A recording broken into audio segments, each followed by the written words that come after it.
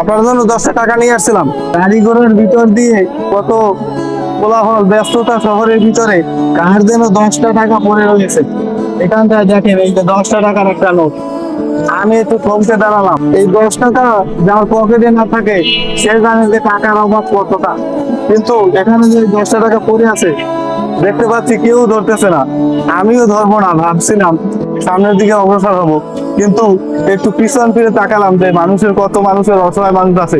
10টা টাকা এখন আমি তুলে নেব, একজন অসহায় মানুষকে আমি এই টাকাটা দিয়ে দেবো। আর থাকুন আমার সঙ্গে, দেখুন আমি কোন অসহায় মানুষটা কাকে পাই, তাকে এই 10 টাকা দিয়ে দেবো। এখন এই 10 টাকা দেওয়ার মতো এই রাস্তায় কোনো লোক পাচ্ছি না। একটা মানুষ এখানে শুয়ে আছে, দেখি এই লোকটাকে এই টাকা 10টা দিতে পারি কিনা। ঘুমাচ্ছেন? আপনার জন্য 10টা টাকা নিয়ে আসছিলাম, এই নেন।